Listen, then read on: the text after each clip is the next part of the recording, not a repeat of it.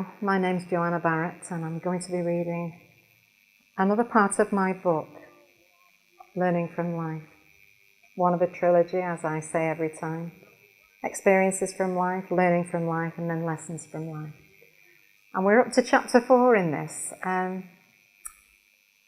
This one is actually talking about fulfilling the law, part 2, the sermon that Maurice preaches from the Sermon on the Mount, where Jesus says that he's not come to destroy the law, he's come to fulfill it. Jesus warns of the dangers of breaking the commandments. To break the law may be weakness, but to teach others to break it is rebellion, self-justification, self-righteousness. When will heaven and earth pass? Not yet, certainly, nor in the millennium. Only after the millennium will earth and heaven pass away and be replaced by the new heaven and earth. In the millennium, men will still have free will to obey or disobey.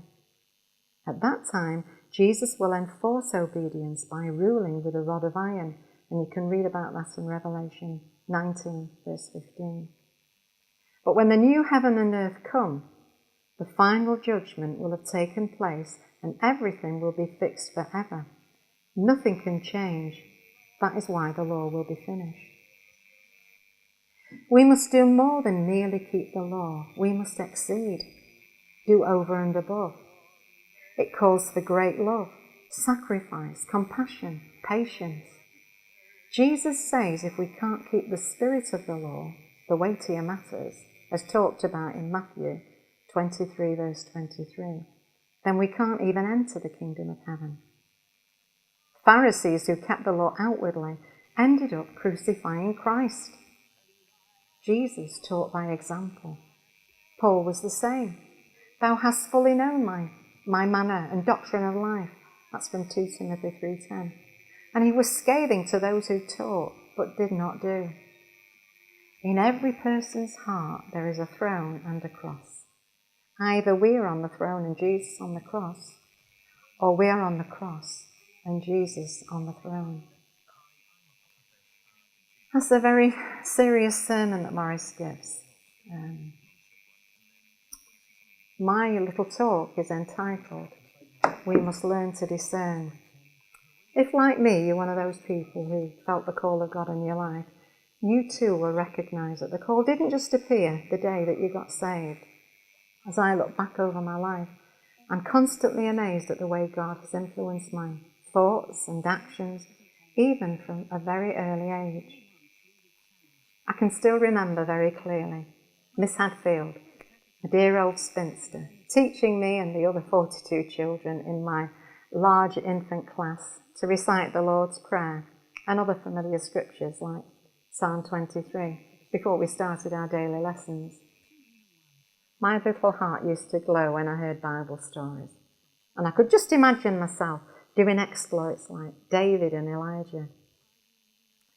I must have been around 6 or 7 when someone from the Brownwood Hall Brethren Church came to my school giving out invitations for children's meetings. From the first time I attended, there was nothing anybody could do to keep me away. I soaked up what I was taught, loving every minute of it. I tried brownies and girls' guides, but nothing captured my interest like these meetings. I always thought of school as being a very strange place. On the one hand, they teach me very moral and practical things which were helpful to me, like reading, writing, safety, manners. But on the other hand, they tried to take from me the things which I treasured most, like the truth and authority of the Bible. I'll never forget my lessons on evolution. I was so astonished that a teacher did not believe that God created the heaven and the earth, animals, men and women, and all the vegetation, and that it all happened in 6 days, that I didn't take in anything at all about what he was trying to teach me. When it came to examination time at the end of term, I was questioning on what I'd learned about evolution, but it all seemed to me like a big joke, and I couldn't answer the paper seriously. I can remember to this day writing as my answer to one of the questions, well, if you believe your uncle was an ape, that's fine by me, but mine wasn't. Obviously, I failed my examination, and throughout most of my schooling I didn't receive good marks for RE exams. And yet I was certain that I knew my Bible better than any of my other classmates, and teachers for that matter. I used to pray to God about my RE class, as I honestly wasn't trying to be obstinate. I really did want good results in my exams. But to me, RE wasn't an academic subject. It was something I was emotionally involved with. And I found it impossible to answer with the lies I'd been taught just to get good results, rather than truth, which I knew would give me a bad report. As a youngster, I found this conflict very difficult to handle. And my teacher made it blatantly obvious that as far as he was concerned, I was just a frustrating nuisance. So much for a Christian witness. Fortunately, school life is full of changes, and each September didn't only afford me an opportunity to be in a new class, I was also given different teachers for nearly all of my subjects. One year I had the brilliant experience of having a born-again Christian for an RE teacher. He didn't only go through the school curriculum from a believer's point of view, but he left his classes in no doubt whatsoever about the gospel message, and afforded his pupils ample opportunity to give their lives to Jesus. And amazingly, whilst he was my teacher, I was always top of the class in my RE exams. As I look back over my life, I've made so many startling discoveries. Although I was always witnessing as a child, that was a thing that we were encouraged to do, and took friends to the church who sometimes made a commitment to Jesus. None of them, to my knowledge, ever continued in their Christian walk. I also noticed that the kids I made friends with at church or in my youth club never encouraged me to become stronger in my faith, and in fact, very few of them survived in Christianity themselves. The big influences in my life were always people older than myself, people with experience, people with wisdom. Having a Christian teacher for a few terms helped me tremendously to overcome all the difficulties I encountered at school. But the biggest influence in my life was a godly pastor with whom I developed a very close and personal relationship. At the age of 16, he was appointed as my legal guardian, and he took his responsibilities very seriously. Because there was a lot of rebuilding to do in my life, he spent a great deal of time with me. And even as it was happening, I could feel my mentality change. I'm firmly convinced that if we are to grow like Christ, whatever age we are, we need an experienced godly influence to both look up to and follow. I'm extremely grateful to God that I managed to fight through all my difficulties and have been ordained to the ministry. In my capacity as a minister, I've travelled the world with my husband and seen from first-hand experience that the world is far worse now than it was when I was growing up. Some years ago, I was asked to sing in a prison in Scotland. It was a very secure prison. Guards were posted all around the room. My audience was made up of lads between the ages of 18 to 21, and out of the 50 that were present, 18 were in for murder. I shared the ministry in a prison outreach in Leicester one time, where in this particular prison, every inmate had been admitted for murder or manslaughter. And only a few weeks later, I was informed about an incident in a women's prison, where one of the inmates, after having refused to hand over her drugs, was raped by a gang of women. Manchester is my hometown, and it's not only proud of the fact that we have our own gay city, but we have also been awarded the privilege of holding the first Gay Olympics. We have one of the biggest abortion problems in Europe. Homosexuality and lesbian couples are legally looked upon as a sound basis for adopting children. And did you know, I'm going to quote you some facts now. These are all taken from the 1990s. And let me let you know, they're far worse now than they ever were then. 750 pornographic computer discs were seized by police in Dunstable from a school where they were traded by children as young as 11. That came from the Independent, and that was in 1993. A Manchester City Council trip for young people aged 13 years upwards included a tour of Amsterdam's red light district. That was reported in Manchester Evening News, 1994. In November 1993, police found sixth formers from a Bradford school making copies of pornographic material which they had stored on the hard disk of a school computer. The disks seized frequently showed images of children, bestiality, rape and torture, and were being sold to other pupils. That was reported in the Sunday Times, 1995. 50% of 8,500 schools involved in a recent study admitted that computer pornography had been available to their pupils, some as young as 8 years. That was reported from the University of Lancaster study in 1993. A 13-year-old boy attempted to rape a 6-year-old girl after watching computer pornography at school. Daily Telegraph, 1994. 14-year-old GCSE English pupils were given a book in which a teenager had an abortion after being gang raped, and the fetus is incinerated alive. After reading the book in question, a member of the House of Commons Select Committee said, "No rational adult would want their 15-year-old child exposed to this degrading and obscene material." That was reported in the Sunday Express, 1993. No more than 5% of secondary schools observe the legal requirement for morning prayers. Daily Telegraph, 1994. The existence of one God is now being denied in teaching children. Even the Boy Scout movement and the Girl Guides have changed their promise. No longer do they honour God, but rather your God, implying that there are many gods and that we select our own God. Children and young people are being encouraged to use Ouija boards, through which they make contact with evil spirits. And all over the country, counsellors are having to minister to young people whose lives have been damaged in this way.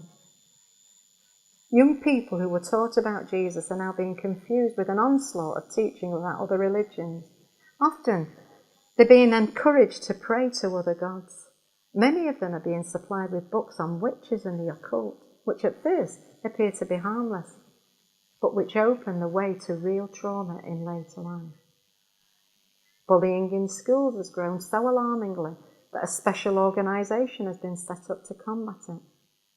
A girl of 12 was found hanged following teasing and taunting by schoolmates, and that was reported in an incident in the Times, 1994. Sexual assaults are occurring in school playgrounds. There was one 14-year-old boy who tried to kill his 10-year-old cousin in a brutal sex attack and was ordered to be detained indefinitely. And that was reported in the Independent, 1994. These statistics were taken from a booklet entitled "What on Earth Are We Doing to Our Children?", published by Maranatha. It's the responsibility of parents to protect children from aspects of life that they can't understand. Failure to do this can easily damage the vulnerable emotions of the young. Sadly, this responsibility is not accepted by some who exercise a strong influence on our children. Judy Blume, author of children's books which have appalled many parents with reference to explicit sex, has specifically stated, "I hate the idea that you should always protect children." She defends herself from angry critics by saying children are their own best censors. When I was pregnant with my first child, I experienced for the very first time what an incredible instinct God has put within every mother to protect their offspring. During the first years of my first child, Nathan's life, we developed a wonderful, close relationship. But the problem of his future education seemed to loom over my head like a dark cloud. As soon as my child had turned 3, it was constantly on my mind. To send him to a secular school was totally unthinkable, as I knew what he would be subjected to.